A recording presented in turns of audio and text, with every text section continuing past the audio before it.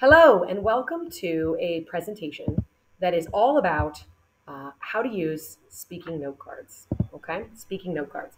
What you can see here is I have some note cards that are going to help me give my presentation. The first, I'm going to do this presentation twice because I have two different note cards, and they've been done differently. I'm going to do the same slide, the same presentation two times, and I want you to think about which version of this presentation did you enjoy more and why. And then I'm going to reveal to you what I have written on my speaking note cards. And I'm going to explain the link between what I've written and how I've done my note cards and how my presentation came out. So let me show you. You might see me up at the board in this presentation, in case you can kind of see my slide behind me. Here is version number 1 of this presentation. Elizabeth was born in 1533 in England to Henry VIII, the King of England. He was hoping for a boy, so he was disappointed by a girl. Why? Because girls couldn't inherit the throne when the king died.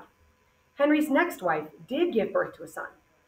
Despite her gender, Elizabeth received an excellent education.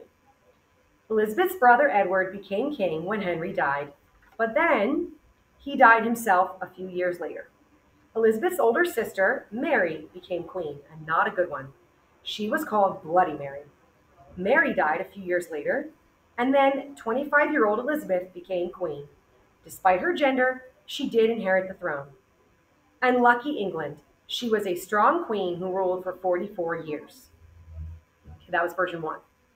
Same slide, same information, version 2. Elizabeth I was born in 1533, the daughter of Henry VIII, the King of England. Because she was a daughter, she was something of a disappointment. Why? At that time in England, only sons could inherit the throne when the king died. Daughters couldn't. Despite being a girl, Elizabeth was given an excellent education. When Henry VIII died, her little brother Edward, who was born after her, became king, but unfortunately he died just a few years later as a teenager and left behind no children. Then Elizabeth's older sister, Mary, became queen because there were no other children of Henry. There were only 2 daughters of Henry VIII, and Mary was the oldest. Mary was queen for only a few years, and she wasn't a very good queen. They called her Bloody Mary. And then Mary also died without any children. So at age 25, Elizabeth became queen, even though she was a woman. She went on to rule for 44 years, and England was very lucky to have her. Okay. I want you to notice the differences between those two presentations. Okay, think about the first one. What did you notice?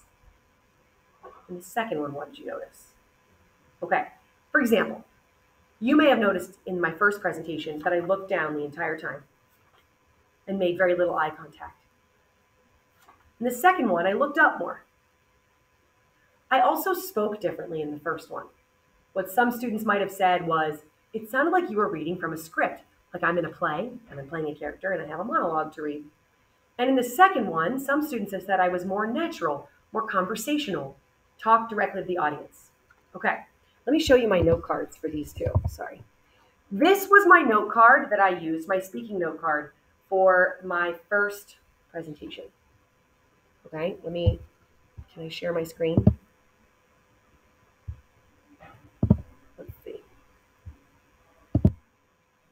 Okay, so what I want to show you is what my note cards look for the first one. The first version, this is my note card. Okay, if you notice, this is full sentences in a paragraph, and it is word for word what I said. I said all those words. I said all those words. Look at my second note card.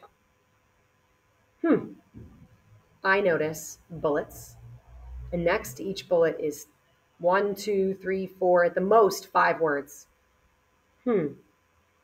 This is the kind of note card that leads to that second presentation. That's interesting, engaging, that sounds natural, that flows like I'm being spoken to by an expert. This one leads to no eye contact, a little bit stiff and mechanical, more like being read to rather than presented to. So here's what I'm recommending. You create bullets. Put them in the order you'd like to say them, because I don't know about you, but my brain sometimes goes like this. And I forget the order I wanted to say things. So this helps me with the order of ideas. And it's just a quick reminder of each idea I want to say. Just a quick reminder, okay? just going to turn it this way so you aren't seeing two of me. It's just a quick reminder of what I want to say. Just a few words to remind me, well, that's right. I know what I mean when I say highly educated, and I'm going to practice. So when I say highly educated, it's a reminder to tell people that she was very well educated, spoke many languages, even though she was a girl. When it says Sister Mary, Queen, died, I know that her sister became queen. I remember that Mary was bad. She was called Bloody Mary. And I remember that she died, and I can explain that she had no kids. You don't need to write everything. A lot of that information's up here. If you give yourself just notes, you glance down, remember, and speak. Okay? So you're going to create in class 3 note cards. Now, you might say to me, I've heard this objection, Miss Griswold, I'm going to write it out just so I practice what I want to say. But I won't read this. I won't read all these words. I'll just hold it. I won't read it. I've never seen that happen. You're not going to look at this and be able to not read the words that are written here. It's so hard to resist.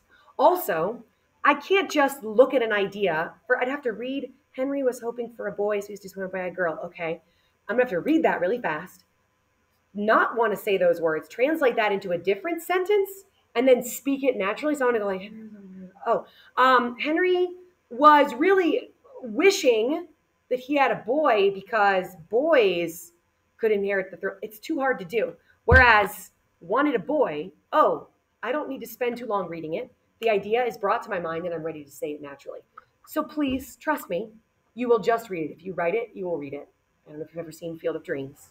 I spent my elementary school watching that movie. If you write it, you will read it.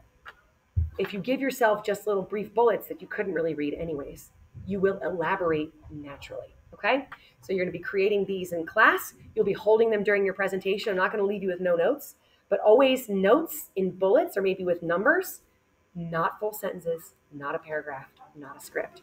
All right. Happy note writing. Good luck. Tomorrow we practice.